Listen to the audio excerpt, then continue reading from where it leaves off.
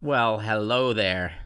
It's Paul Carruthers. I'm the communications manager for Moto America, and welcome to the second edition. I'm not sure if it's an edition. I don't know what you would call it in the world of podcasting, but this is Off Track with Paul Carruthers and Sean Bice, who's my partner in crime, who happens to be in Ohio. I know it's like almost 80 degrees here, and maybe Sean, I don't know if you're shoveling snow or not yet, but how are we doing back there?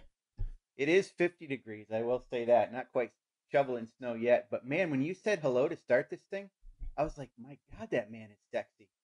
Really? I don't want to ask you what happened. Well, I had to, let's just say I had to take a quick shower before I rejoined the podcast. But I I will say, feel yeah, particularly sexy right now. I don't know what well, it is. you got the voice for radio, and I have a face for radio, so we're doing well here. Well, yeah, that's why we picked this team. How are you? I'm good. I'm great. The first one went well, so we came back and decided to do another one. So this is cool. Yeah, I was pleased. I got to the office the next day and my desk and everything was still there, and I haven't gotten paid yet, but it hasn't been time for a paycheck. So as long as the next paycheck comes, I'll consider it a success. Yeah, we got a lot of kudos. It seemed like on Facebook and messages here and there, and I thought it was pretty funny that our comments about Jason Madama. He apologized to me profusely. I was like, he said, "Oh man, I just had too much to drink. I think that the Riders Law guys slipped me a Mickey or something. I don't even know what I set up on stage." And I said, "It was really no different than normal. I thought you were fine." And he said, "Oh, I'm so sorry. I embarrassed myself." And I was like, "Hey, it's just you're being you. It's all good. Don't worry about it." Yeah, he got in touch with me through Facebook and messaged me and actually thanked me for making him not sound too bad on here. And I was like, "You're an idiot. You're fine. Don't worry about it. We've had worse." And I know what it's like that someone has slipped me a Mickey. Every time I've ever done anything stupid, I always say somebody slipped me a Mickey, even though there's nobody around.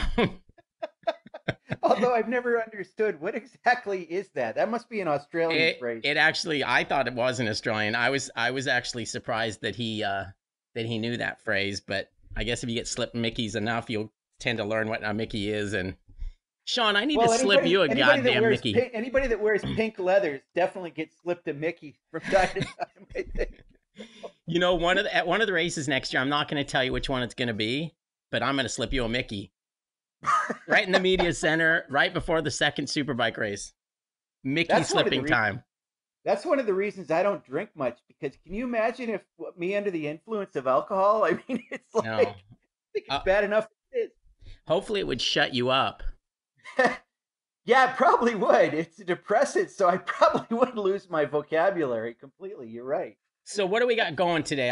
I heard we have a guest on the show that's coming on here pretty quick, which will be our first ever guest on Off Track with Paul Carruthers and Sean Bice. Yeah, I mean, pretty cool. We already got a guest after for our second episode. I mean, we talked about having guests, so I thought, what better person to have than Westby Racing's own team manager Chuck Giacchetto, man about town, man about the paddock, and a guy who seems to have his finger on the pulse of virtually everything going on in road racing globally. I would say. oh crap, that's who it is. Yes, Oh, I yes, my it note is. my thing says Chuck Yeager. Well, well, I will tell Shit, you that I did the wrong homework. Chuck Giacchetto is a bit of a rocket man, although not quite like the guy in Korea. But Well, I think he's known to break the speed of sound from time to time too. yeah, I think he looks like the type of guy that breaks the speed of sound quite often. Chuck, are you there? I am, fellas. Thanks for having me on. And Here he is. completely stoked and proud to be numero uno guest. And just so you guys know, while listening in the green room, we'll say, I took the liberty of looking up Mickey Finn. I knew what it was, but I wanted to make sure that you guys had the proper definition. So Mickey Finn, as per Wikipedia, is drugged or doctored drink given to someone so as to make them feel drunk or insensible. A Hmm. drug added to a drink so as to make the drinker unconscious. Um, Wow. Hopefully, in a group of men, that ain't going on. So, I mean, we got a guy right so now it's in the not big. just We got a guy in slipping the big somebody house a right now. Mickey, it's Cosby's in slipping there. them a Cosby's Mickey in there. fin. You know, it's pretty Right. much a panty. It's pretty much a panty dropper. So moving on. God. I just Where's well, Chuck Yeager when you need him? Somebody slipped him a Mickey, I think, or a Mickey fin. Let's be formal That's about the it. deal. It is. It's a Mickey fin. Yeah, Slipping you him just a shorten Mickey it is to like Mickey. Because in Australia, you exactly, shorten everything. Right. exactly. And to be honest, everybody wants to talk about Mickey fins anyway. Everybody wants to talk about what's happening in the world of motorcycle road racing because that's what's most important, at least to the three of us right now. Yeah, I mean, what else is there? Year round it is. Thank you. Doesn't matter if the season's over. We continue. We're just all about it. Bench My race. current Absolutely. situation, you know what the problem is with my current situation? If Talk I'm to me. going to get a Mickey, I'm going to have to slip it to myself. That would be a self Mickey. Yeah. Auto. Oh my gosh. All right. Well, Hey, let's so honest. let's get into what we were going to talk about here. So we were kind of discussing this a little bit earlier today, but you know, I actually did an interview with John Ethel, and I got to thinking about JD and the fact that, you know, JD Beach and the fact that JD didn't have a teammate this year, and I got thinking about some of the riders in the paddock that don't have teammates versus the riders that do have teammates, and it's kind of interesting. I mean, there's a lot of advantages to having a teammate. I know when Josh Hayes used to talk about when Heron was on the team with them, that, you know, and we talked about it last week. During that time period, Heron tended to follow Josh around quite a bit, but I think he learned quite a bit from him and kind of snatched the pebbles from the kung fu master, so to speak, and obviously is on his way at this point. Cameron, I think, learned a lot from Josh as well. And I think Garrett probably did this year from Cameron. You know, I'm not sure Tony and Roger, they're both seasoned, but, you know, they had a good relationship with each other. You know, so I wanted to talk about that a little bit, and the fact that, you know, we all know that old adage about the first person you need to beat is your teammate if you have one, but not all of them do. So, you know, Paul, what are your thoughts on that? Well, I don't know. I mean, I look at teammates like everyone's always thinks like, you know, teammates are going to have issues together because, you know, they're racing against each other and they're going to be, you know, the best teammate's going to win. That what I've seen over the years is with teammates, there's usually one who's quite a bit better than the other one. I mean, rarely do you have teammates where one guy's winning one week, the next guy's winning the next, you know, and they're truly rivals.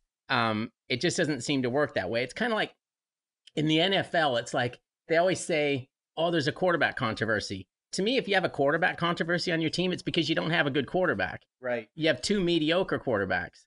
So I don't in motorcycle racing, there's always that it's almost like, you know, for every Eddie Lawson, you have a Rob McElnay.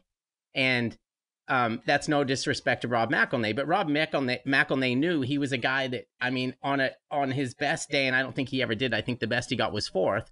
On his best day, he strived to be on the podium, where Eddie Lawson was winning races and being world champion. So I think that for most teams, that's the best case scenario. Everyone would like to say that they'd like to have two guys that are capable of winning every single weekend, but that's rarely the case. So I think the whole teammates not getting along thing is usually overblown because I don't think it's the norm. It's kind of it's every once in a while you'll get that one team where those two guys are pretty close and they are racing head to head. I think it's helpful, obviously, and Chuck would know more about this than I do probably, but I think like when you go testing or when you're trying to go through a bunch of tires, I think it's good to have a teammate that can just like sort out the stuff that absolutely is no good.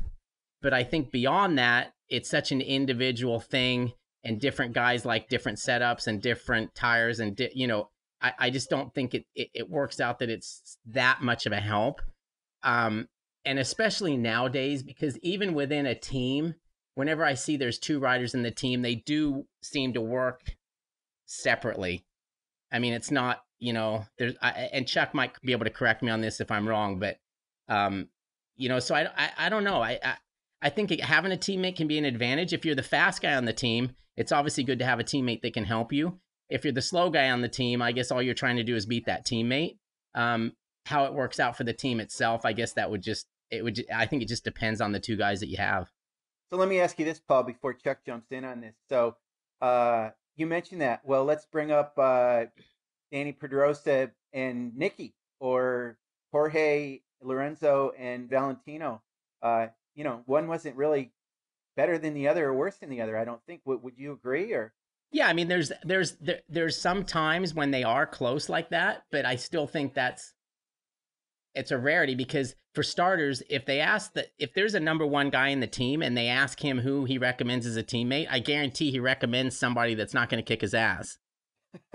I mean, that's just how it works. But and for example, like sometimes when like let's look at the Tour de France for example, which is a bicycle race. Obviously, you know that, but that's a pure team event where you're given a contract as a rider on that team, and you know you're not supposed to win. You're not even all you're supposed to do is help the one guy that they've designated as the guy who's supposed to win the race, and you're there to do nothing but help that guy. Well, it doesn't work that way in motorcycle racing.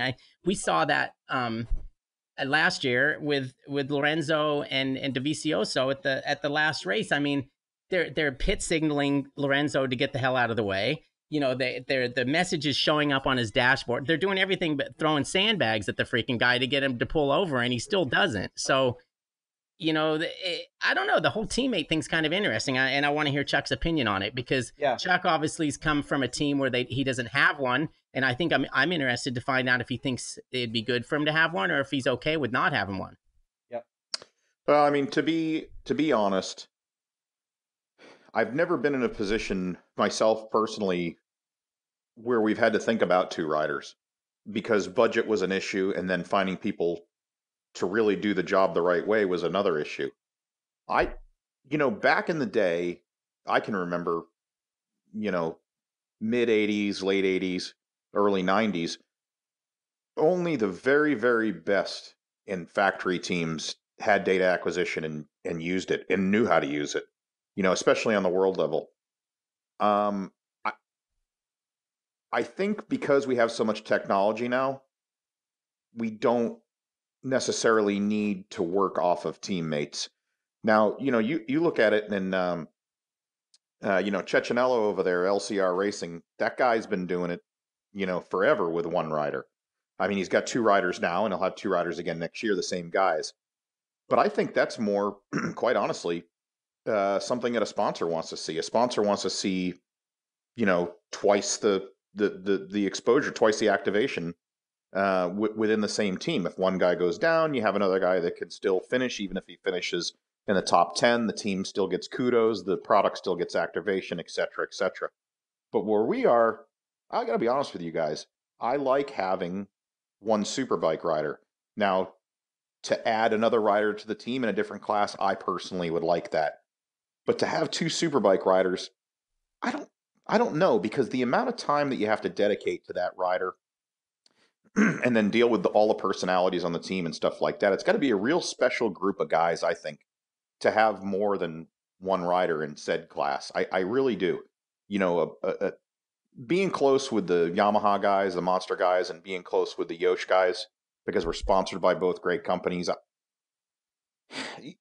I don't want to say that the bikes, from what I can gather talking to the guys, are night and day apart, but each one of the riders has their own little idiosyncrasies, and I don't think that one rider can just jump on another rider's bike and go like a bat out of hell or use each other's information. And to what Paul said in regards to the tire testing thing, again, years ago, you had a bazillion tires to test. So, there might have been 10, 12, 15 tires, just rears for all of us to test. Well, you wanted to get as much input as you could. As you saw this year, for instance, with Dunlop, when we were at Barber, they said, look, we're splitting hairs now with a tire because it's so good.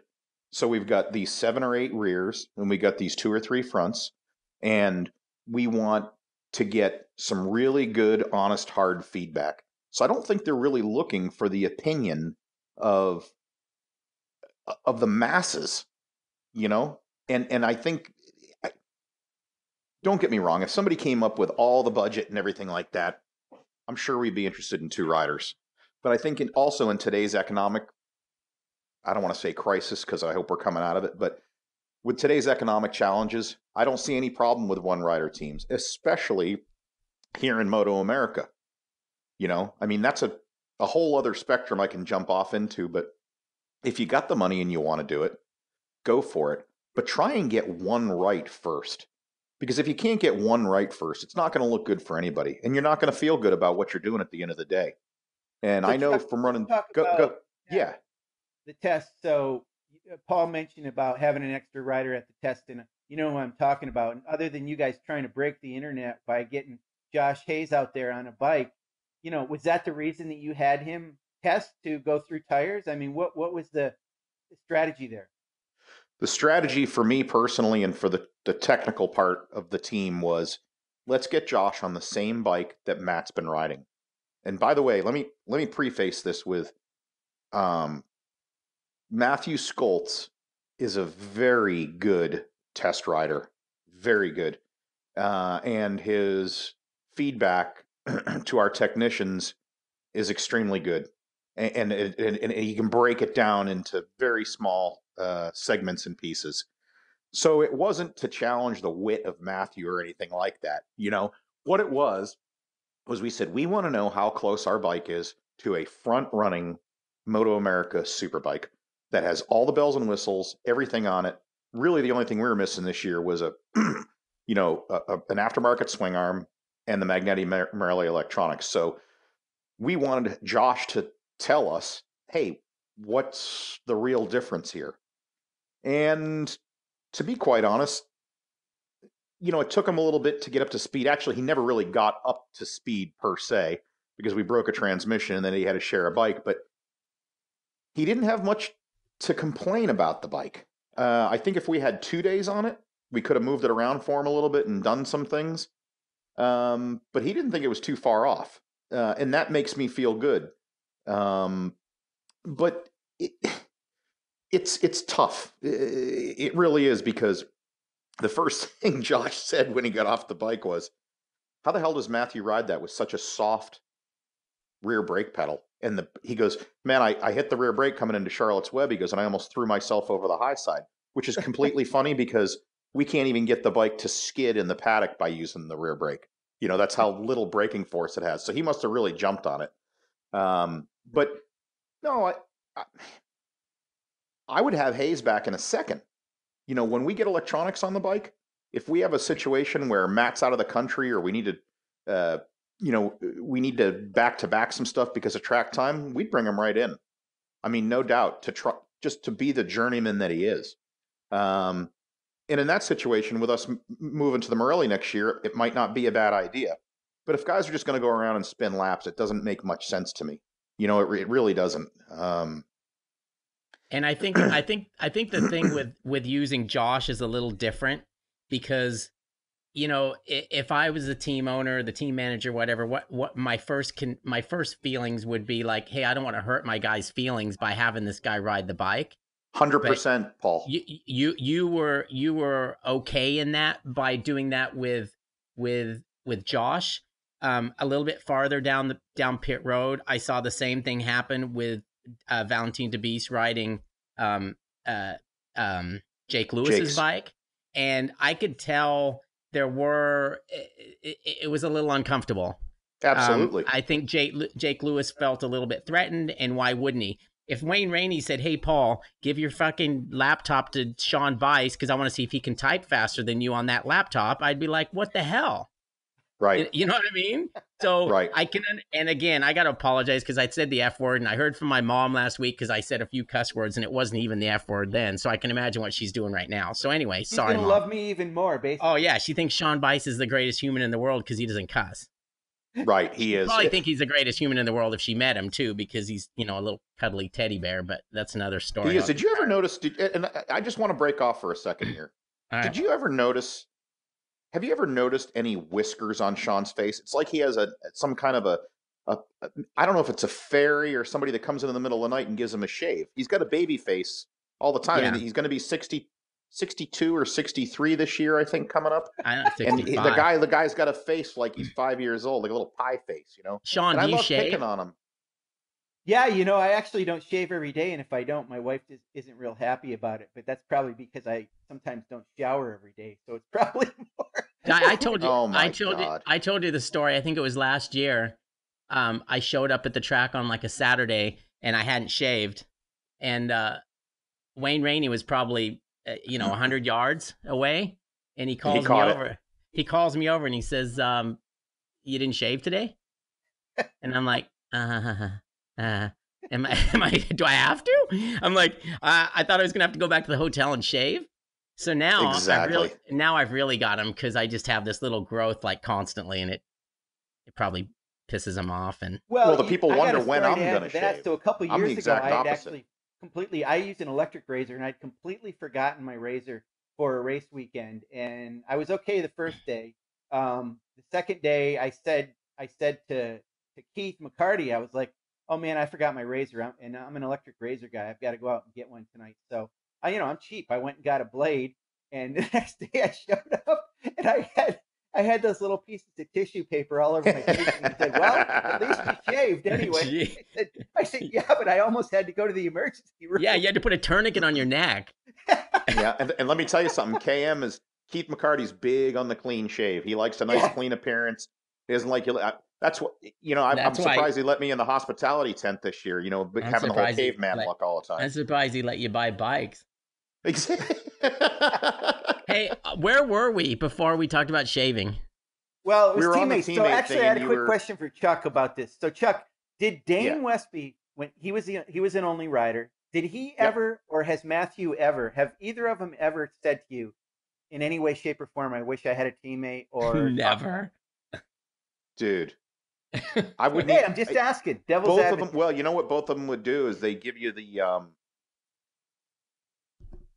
like Matthew. I've said it to him, and he's like, "Really?" Like he just took his food away from him, and I'm like, "Well, I'm just saying." He doesn't want anybody interfering with his program or his guys. Period. I mean, he would tell you something different, but in the same sense, he would tell you something different, and then he'd be like, "As the camera stopped rolling, yeah, fuck that guy. I'm gonna blah blah blah and this, that, and the other thing, and this is my team, and which I want to hear anyway because he's taken ownership of it. But no, Right. Dane was not down with. Dane's had teammates in the past, on the same team, and it's Right. just never really gelled. And I want to go back to what Paul said. It really, even though it's a team sport, it's a team sport for guys like you two guys and myself. We work for teams. Right. Matthew, Dane, Raj, all those guys.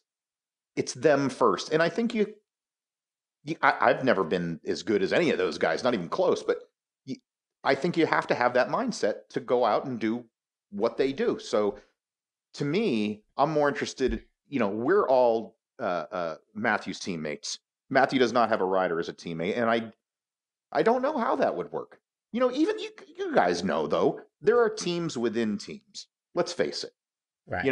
Everybody's got their own little squad, and at the end of the day, everybody's got a little lip curl for the guy that's with them, next to him anyway. Like you say, your teammate's the first one you want to beat, and gosh, that's absolutely true. Absolutely true. But no, I mean, we're happy with one rider. I mean, we really are. Yeah. I think Trig would love to have a second rider if somebody else was paying for it and we could put a little bit of money in the bank or back in the kitty. But beyond that, I just don't see it as very useful right now. Right. I think more people are interested in who can be a backup pilot for them if one of their guys goes down, because you Right. still What do you need think its to. benefits, I mean, it's though? part Let's of our talk about obligation, right? let's talk about Matt Mladen and Ben Spies. I mean, obviously neither of them wanted to have the other as a teammate, but certainly from Ben's point of view, I mean, boy, that was the carrot, that was the thing that advanced his career. The prevailing opinion is, right, guys? I mean, do you agree? Yeah, and I don't think, but I don't think it would have mattered with Ben anyway. And don't get me wrong, I'm not telling you I'm best friends with Ben. I mean, I know Ben fairly well, and I could be dead nuts wrong. I think anyone who he would have for a teammate and they were faster than him, I think Ben would have been that way with anybody because he was just that way. I don't really think he looked at, I could be wrong, but I don't think he really looked at stuff like that, as Matt didn't. But of course, Matt's going to break his balls every chance he could. He did it with Yates. He He did it with Hacking. He did it with Tommy Hayden. He did it with them all, you know. But no, everybody says Matt Mladen made Ben Spies who he is via coming up. At least I've heard a lot of that. Right. And for sure, I'm sure he took some things away from him. But I don't think it was by the help of Matt. I think it was with Matt smacking him around. You know what Mladen used to do? Come off the truck. Reg and the boys and Pete would be over there. He'd go out on his first fly-in lap and like be right on the lap record and come in and just chill out. Yep. And so I think Ben said, well, I got to do this or I'm going to be left behind. So even if it was a Bostrom in front of him or a Hayes or anybody in front of Spies, I think he would have done the same. Because that guy's special, you know, for sure. Yeah, I don't think it's necessarily the teammate that's going to make you better. It doesn't matter who it is, as long as you've got somebody that's a little bit faster than you that's going to make you better, and as long as you've got somebody that you can race with every single week that pushes you to the edge of your comfort zone, and beyond that, that's how you get better. It doesn't matter whether it's your teammate or it's not your teammate. Agreed. I just think it might make it easier under that tent if it's not your teammate, but you know, apart from that, I don't see that there's much difference. It's just, you know, you're trying to beat that guy, and if he's a little bit faster than you, it's going to make you better. Right. I think when you come down the ranks a little bit, maybe to some pro-am racing or some amateur racing, then there's a lot more of the camaraderie bug that goes through, and you know, rah and hoopla, and I think that's great. And when it's time to go do activation and stuff, if you have two guys, it's great. They can chum around and have a good time and sign autographs and give T-shirts away and the rest of that shit. But I think on the track, if you're a real racer and you're really committed to your craft, it doesn't matter. As long as there's someone in front of you, you're going to work as hard as you can to get past that guy. But Sean, I want you guys to go back to the Jake and DeBeest thing, because everybody, well, I shouldn't say everybody, but people think there's some dirt there and like Jake should be worried. I don't see it like that. If I mean, seriously, like Val's going to steal his ride. I mean, they're going to get rid of Jake to put Val on Jake's superbike. I mean, I just don't see it. Right. That's just my opinion. Yeah, I don't think that's the case at all. I just think it's I don't know. I just think it's a little hard if you're that kid that's been riding that bike all year and they let somebody else go out on it. And I mean, DeBeest went fast on the bike, and I mean, absolutely, he hadn't been riding it all year. And I don't think it's a thing where Jake Lewis is threatened that he's going to take his ride, but I think it's like, oh, you know, it's still, I don't know how to say it, but it would still make you feel a little insecure or you know, maybe it's a kick in the ass. I mean, I don't know, but I think and again, I think that how you react to something like that is based on your personality. Well, for sure. But for me as a team manager, let's just say I'll look at it like this. You know, everybody goes, DeBeest, ugh. Because the only thing they remember him for two things. The first thing they remember him for is the potty mouth at Utah talking about his bike, which obviously they got all straightened out. You know, Ulrich put his foot off in his ass. Right. So that will never happen again there, right? Scratch that. And then the second thing he's known for is, unfortunately, that massive crash he had earlier this year at Daytona. Right. People in this country only see Val as somebody who's got a real smirk on their face and rides a 600, right? But what they don't know about Val is everything that he's done before and everything that he still does when he's back in France. That guy sent us a resume either 2 or 3 years, I think it was 3 years ago, before he signed with John. And I looked it over and I'm like, I read the thing and I was almost like, this guy's full of shit. Nobody does this and is looking to come here. So I think there's a lot about Valentin DeBeest that we don't know. And I also think that I, for one, am not surprised that he went as good as he did. And I think if he had a second day there, it might have hurt more feelings than just Jake's. That's just me talking. Right. You know, there's something about that guy. He seems to be all business when he's on the racetrack, like all business. And it's fairly appealing. I mean, look, I guess he did pretty good a few days ago on that Yosh bike, right? Right. Yeah, and I mean, you know, he does have a lot of experience riding 1,000, all the tire testing he does for Michelin, etc. and Mm-hmm. racing and the racing that he does in France. I think the majority of that is on 1,000.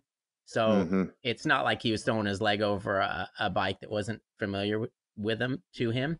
But and he's a good motorcycle rider. I mean, nobody would take that away from him. So Correct. and Correct. like you said, I think he went well. We don't know lap times or anything, and we won't. But I think he did well at the test with Yosh, and he's obviously somebody that they're considering for that second ride. So Yeah, he we he talked doesn't about that. lack confidence. We talked about that last No. week. I mean, we sort of said that we had heard some rumors about the Beefs was going to ride that bike. We thought we'd heard Thunder Hill, but it turned out to be Fontana. So continuing with this teammate idea, if it comes to pass that Valentin de Beast becomes Tony Ellis' teammate on that Yoshimura Suzuki factory racing team, I'm a little shocked. I want to see what you guys think. We'll have a Spanish rider and a French rider, no American on an American team. It's kind of bizarre. Do you guys agree or not? Not me. Why, You, Chuck? Paul? I no, I mean I don't have a problem with it. And I mean the bottom line, when you're putting together a team, you're getting the fastest guys that you can get to try to win your motorcycle races. And if they think those are the two guys that they need to have, I don't think checking passports is part of the deal. Well, I agree. I think a lot of it. Um, I obviously the riding, the performance has a lot to do with it. But I think what Yoshimura is doing, um, actually, I know firsthand from speaking with Don quite a bit. Obviously, they have some time now to make up their mind. Right, season's done. Um, they're waiting on updates from Japan for their bike, etc. They're licking their wounds. They're going over what went wrong and what went right. And they're formulating a plan. So right now, there's absolutely no rush to pick a rider. And the reason being is because there are riders available. I mean, look, they've only got their eyeball on Josh and Val, but there are many people that could get on that bike and go like hell. Unfortunately for us in this country, a lot of them are overseas. Trig Westby's a guy who always said, he really is a true born American to the umpteenth degree. I mean, he truly is. Yep. And he is very pro-American when it comes to rider. But when we saw Matt ride in this country, and we had a rider debacle of our own, it didn't matter what country he was from.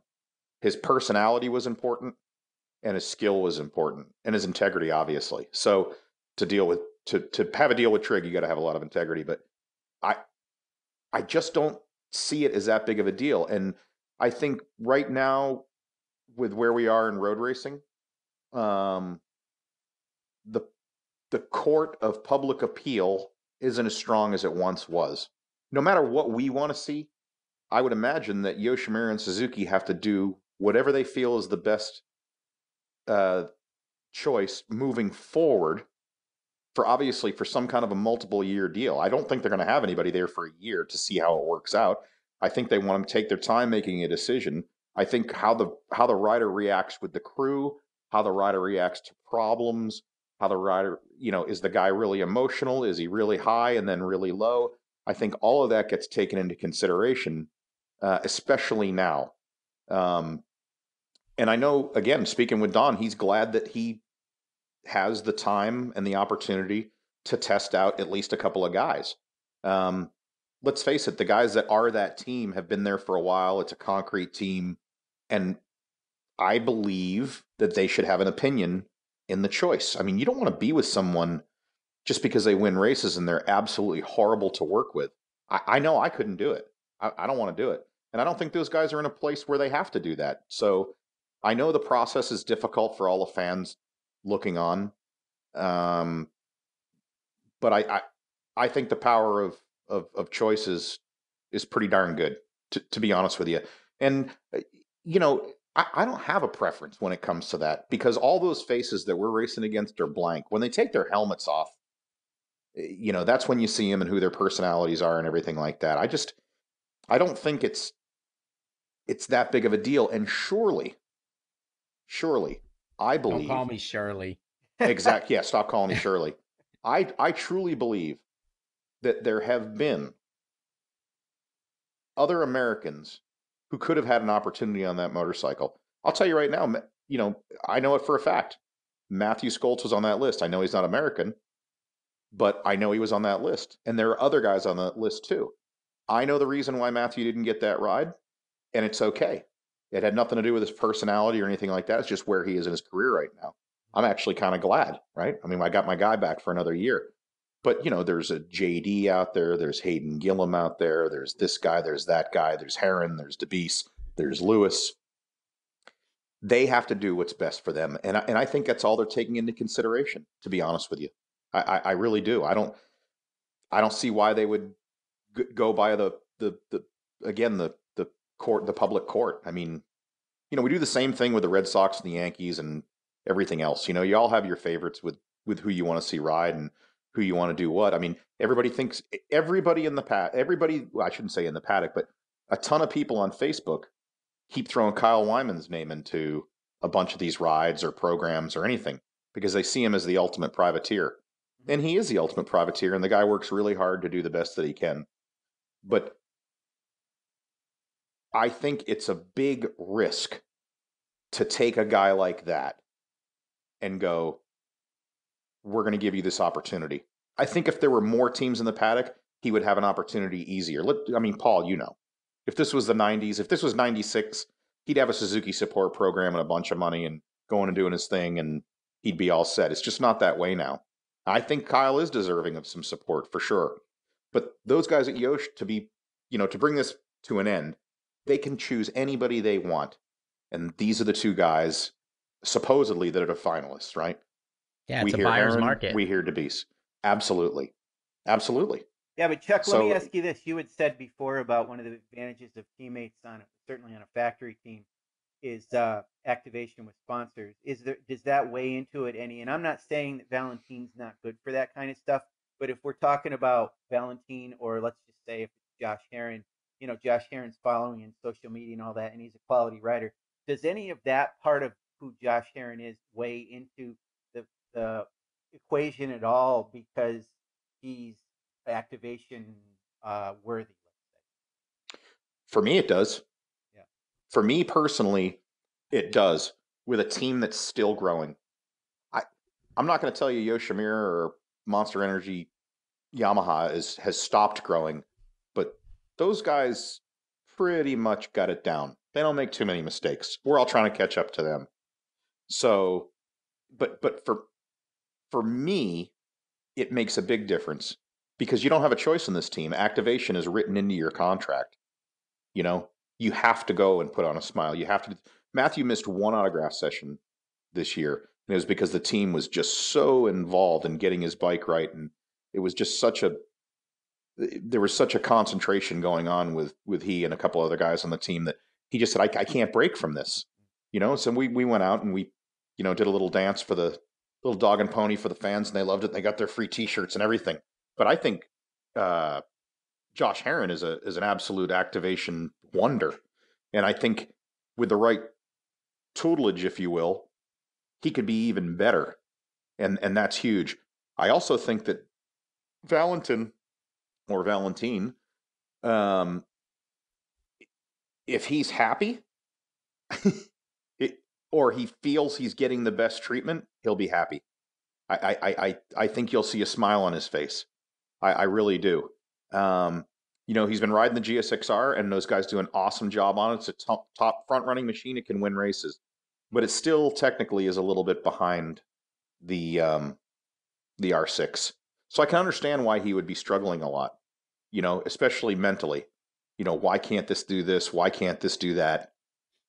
I can see both sides of it, but I wouldn't be surprised with either of the guys if they chose one or the other. I wouldn't be surprised with it. I really wouldn't. But it ain't going to be an answer we know next week. We had a conversation. Paul can remember this. With Max Flinders. So Max has got his own team and all that, and it just seems like he's just crying out for being a part of a bigger team, and it seems, I don't know if he's necessarily saying he wants to have a teammate, because I guess riders really don't do that, but it feels like it would be a situation. And you mentioned, Chuck, this idea about a younger rider, and I think, or Paul, I guess you mentioned it, a younger rider with somebody who's more experienced. That would be a case where Max could benefit from being a teammate with somebody else. Paul, do you agree with that? Yeah. Um, Unfortunately, you have to. I mean, put it this way: if you're gonna come into a team and you're gonna be the second guy in that team, unfortunately, for somebody like Max, you also have to have proven that you're the next worthy guy to get that spot. Um, the thing with Max, and it's like with Kyle Wyman, and I tell Kyle this all the time. As much as I would love to see Kyle Wyman go to another team, Moto America, the best thing for Moto America is that Kyle Wyman has that team. Because if Kyle Wyman got picked up by Yosh, would that team continue? Probably not. So then we lose a team. It's great for Kyle Wyman to get a factory ride, but selfishly, I like Max Flinders having a team. Right. I like Kyle Wyman having a team. I like Chuck having a team. And I don't want those teams to go away. I want, I want new guys to get those rides, or a guy that doesn't have. Yeah, I don't know. I want to see some movement there, but I really don't want to see a team owner rider lose that. We don't want to lose that team. Well, no, Paul, and don't forget, we're at a place right now in the, the atmosphere that we have in the paddock is there really isn't a stepping stone type of procedure like there used to be. So if there was something like that where seats were always moving and guys you knew there was going to be a seat opening up here or opening up there. If there are 3 or 4 seats a year and other guys coming in behind, you wouldn't mind so much. But we know right now that the climate in the paddock is not that. So I have to agree with you in both senses when you're talking about Max and or talking about Kyle. And I think they're both incredibly dedicated to their craft and to the sport. I think they both do a very good job. Look, Max has got his dad over there and Tim. And, everybody over there has a full-time job doing their thing. And so the fact that they make it to the track every weekend, I'll tell you what, I want to hit on this for a second because it kind of pisses me off. You always have. I like it already. Well, yeah, but, there's always guys that are up front, and there's always guys that are in the back. Mm-hmm. Always. And I didn't really hear any of it this year, and I'm really grateful because it pisses me off. But when somebody goes, oh, Flinders or Smith or Jones or Skoltz or whoever, they got in my way and they shouldn't be out here and all this other stuff. Man, I don't want to hear that. I just don't want to hear it.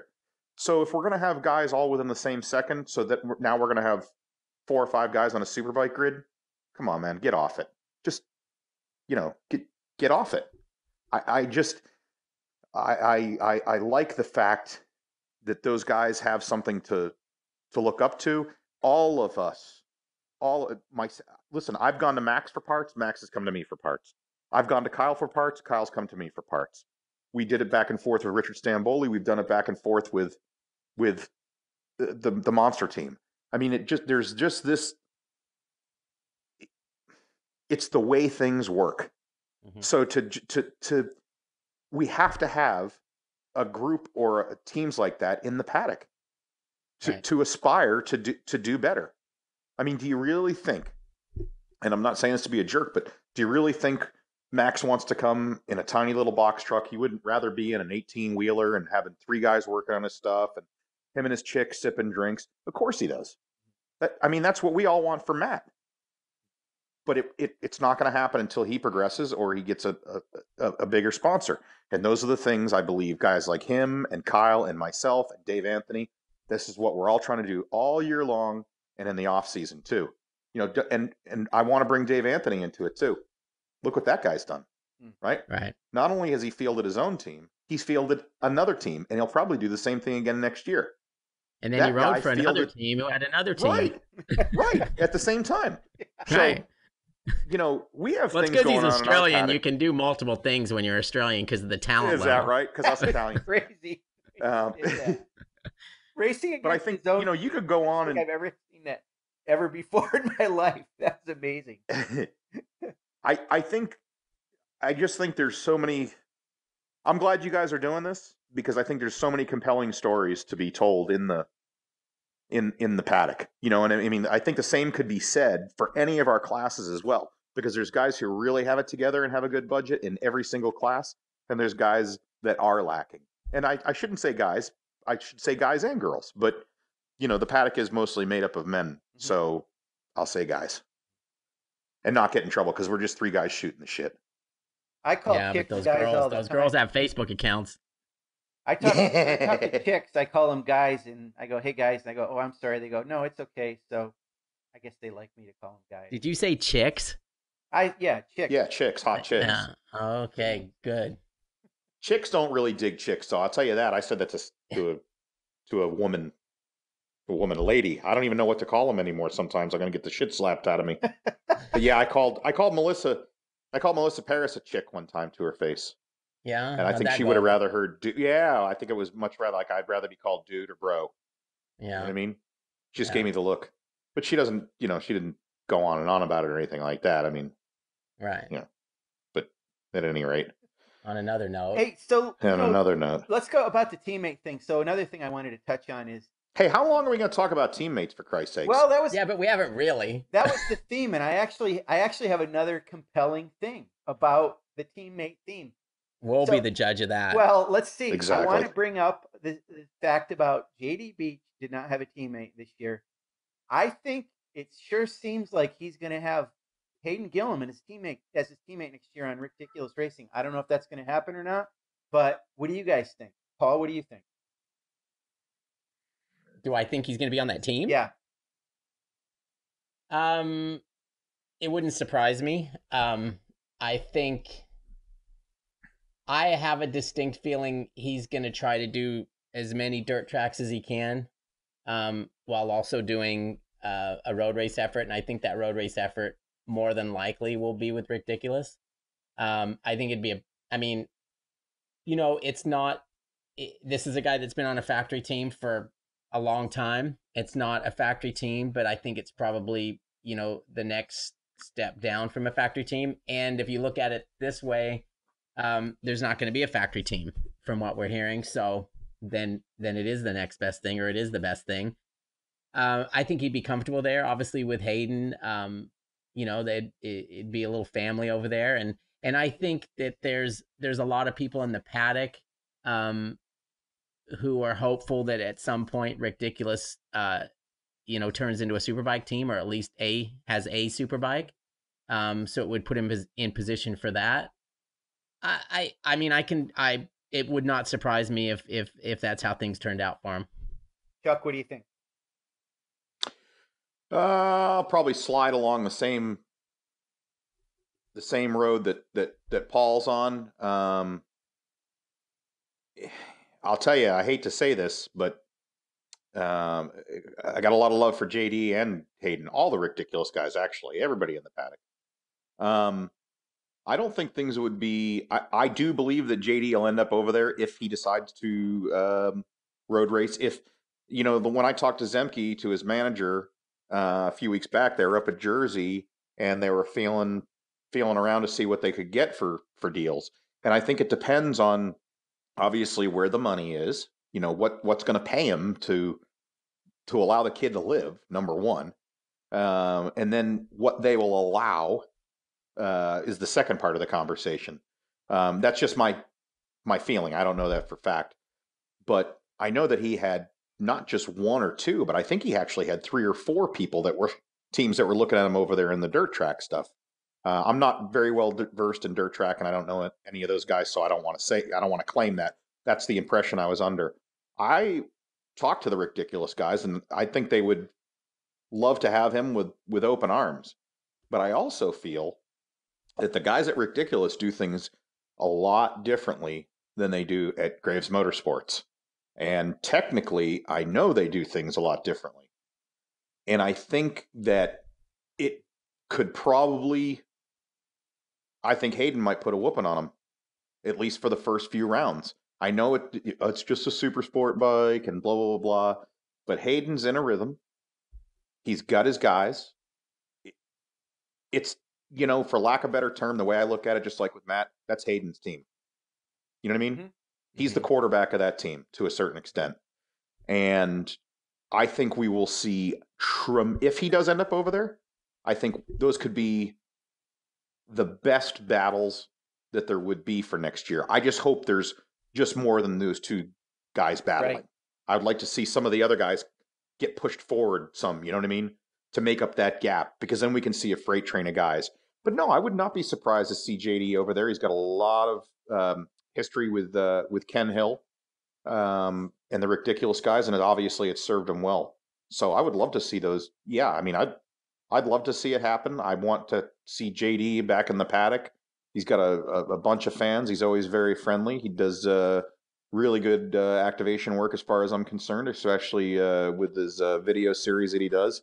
I think it's good for the sport, and I think if you get those two hammerheads together, Hayden and JD, you might need to wear Depends too. You might be laughing your balls off every 2 seconds with those two clowns. And I mean that because they both have that sense of humor. You know what I mean?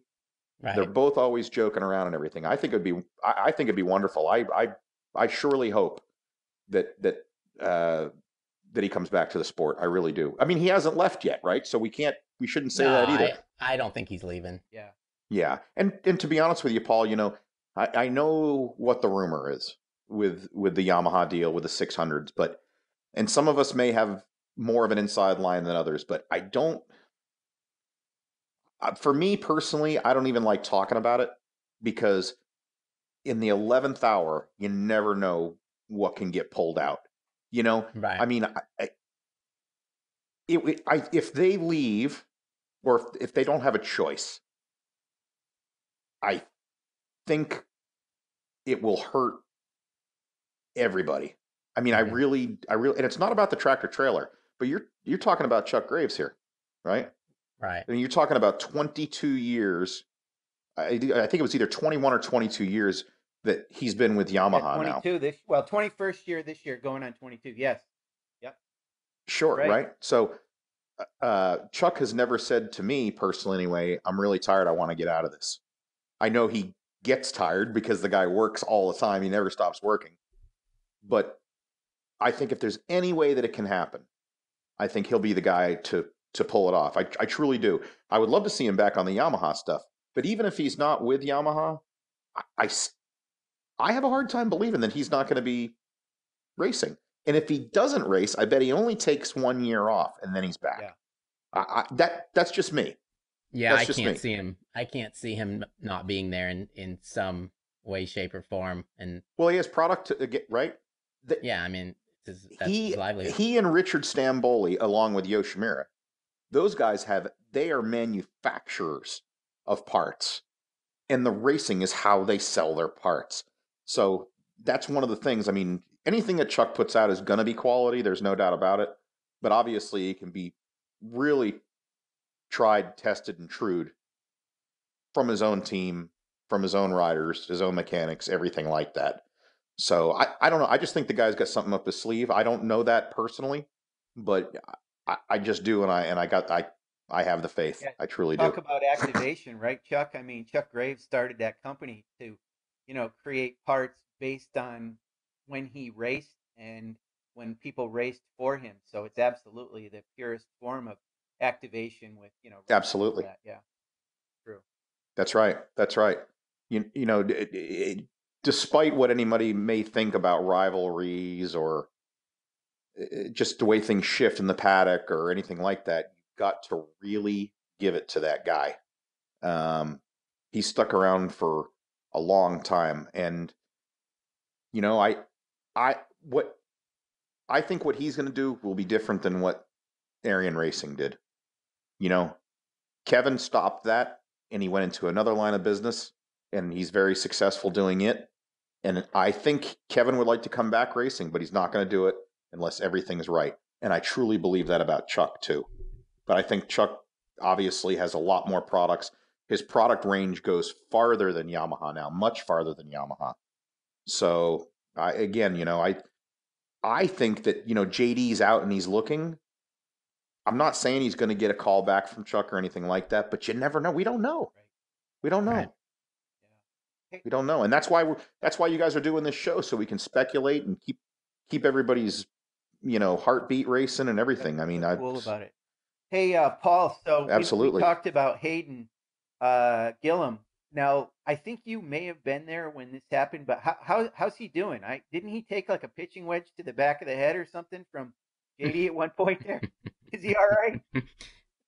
Yeah, that was pretty funny. It surprised me because on that, we had on the Monday, we all had an open day. Probably guys like Chuck didn't because they were getting ready for Tuesday. Right. But after Barber, we had the Monday off, and then the Tuesday was the Dunlop tire test. So everybody was kicking around the idea of playing some golf or whatever, and I'd gotten to the point where I didn't really care. I would have been happy working in the room or just chilling out. But so I got a text from JD, and he said, "Hey, do you want to play golf?" I said, "Sure." I said, "Who's playing?" He said, "Me, you, and Hayden." And I'm like, okay, 12 hours ago they weren't even talking. They wouldn't even look at each other.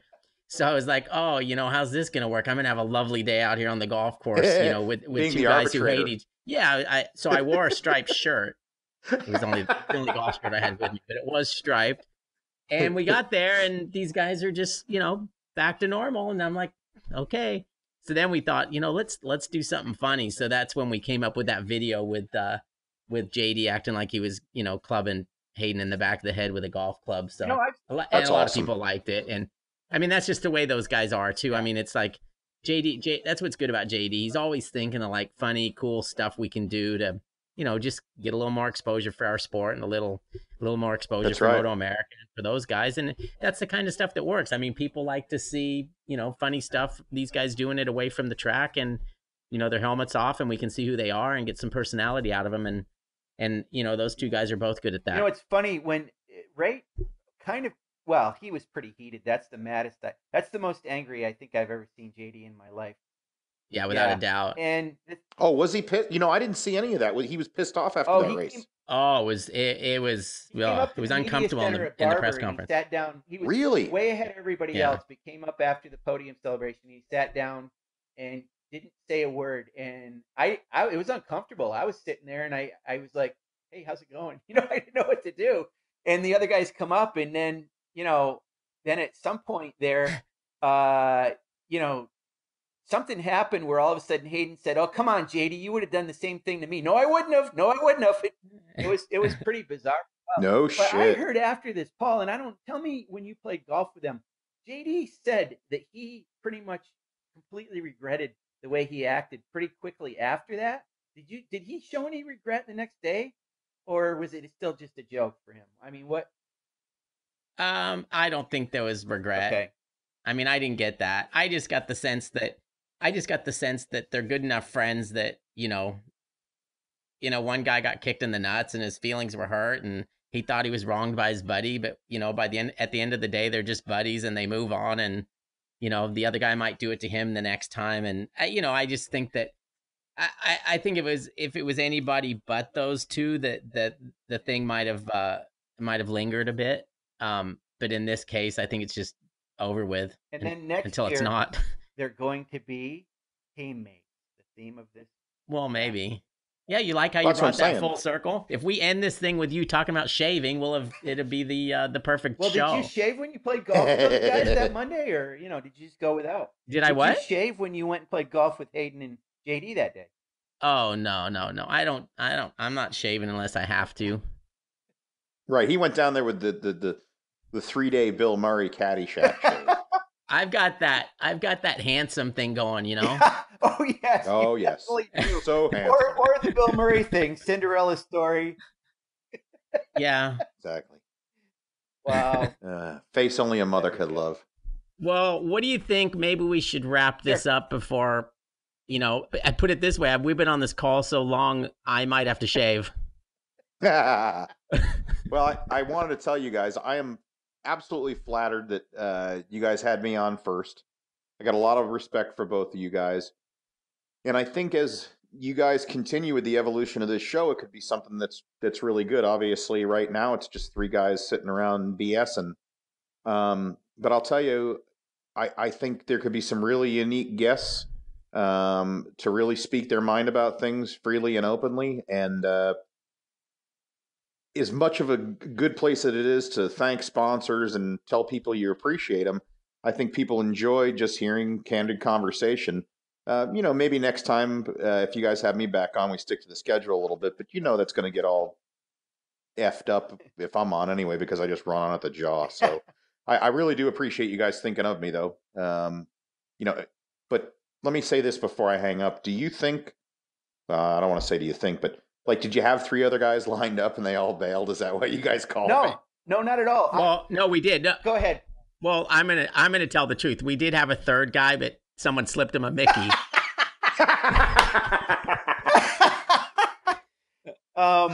Here I just go complete straight man. And no, honestly, Chuck, I will tell you, the only other person we thought we were going to have for our first guest was Wayne, but the schedule's not out yet. Some other things that he's going to want to talk about when we have him on. So Rainey doesn't want to come on the same show with me anyway. We're going to be top notch because we know you have a good perspective on the paddock and a good sense of humor and a good conversation. So thanks so much for being on with us. Well, we basically lost the 3-time world champion, and we're like, okay, let's just get somebody that's never won one and never will, and then you came to mind. Come on, he won. What are you talking about? He won his Stock 1000 championship last year. So yeah, well, there was a rider involved. We finished fourth this year in Superbike. Yeah, you did.